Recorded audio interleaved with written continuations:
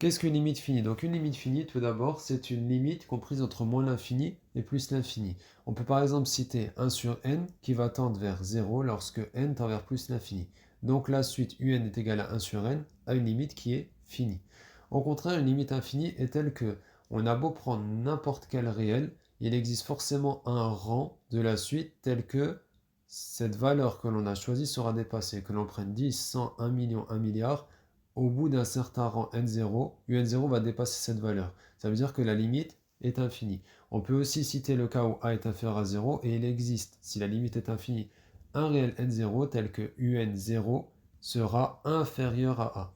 On peut par exemple citer n carré, on a beau prendre n'importe quelle valeur de a, il existe un rang n0 tel que n carré va dépasser cette valeur de a et donc n carré tend vers plus l'infini et sa limite est infinie. On peut citer la limite par comparaison. On va comparer notre suite dont on veut connaître la limite avec une suite de référence. Par exemple, si Vn tend vers plus l'infini et que pour tout n appartient à n, un est inférieur à Vn, ça veut dire que forcément un tend vers plus l'infini. Au contraire, si on a une suite Wn qui tend vers moins l'infini et que un est pour tout n inférieur à Wn, alors un tend vers moins l'infini. On peut prendre pour tout n appartient à n ou on peut aussi prendre à partir d'un certain réel n jusqu'à plus l'infini. On a aussi la limite par encadrement, ou appelée aussi théorème des gendarmes, telle que si un est comprise entre Vn et Wn, et que Vn tend vers L ainsi que Wn tend vers L, c'est-à-dire que les deux ont la même limite, alors un tendra vers cette même limite qui est L.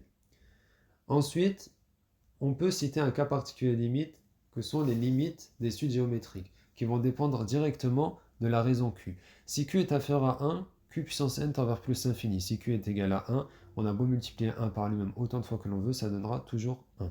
Si Q est compris entre moins 1 et 1 non compris, on va tendre vers 0. Et si Q est inférieur à moins 1, les valeurs vont alterner entre positives et négatives, donc la suite diverge mais n'a pas de limite. Ensuite, au niveau de la majoration et de la minoration, on dit que un est majoré lorsque, pour tout n appartient à n, elle ne dépassera jamais la valeur de grand n. Et on dit qu'elle est minorée si un ne passera jamais en dessous de la valeur de petit m. On peut alors définir la convergence dans deux cas. Si un est croissante, c'est-à-dire qu'elle grandit, mais qu'elle ne dépasse pas un plafond de grand M, on dit qu'elle converge. Et si un, elle est décroissante, mais qu'elle ne dépasse pas le palier de petit m, ça veut dire qu'elle est convergente. On ne connaît pas la valeur, on ne peut pas dire que c'est petit m ni grand M, on ne sait pas, mais on sait qu'elles sont convergentes. Et au contraire, elles sont divergentes lorsqu'elles sont croissantes et non majorées ou bien décroissantes et non minorées.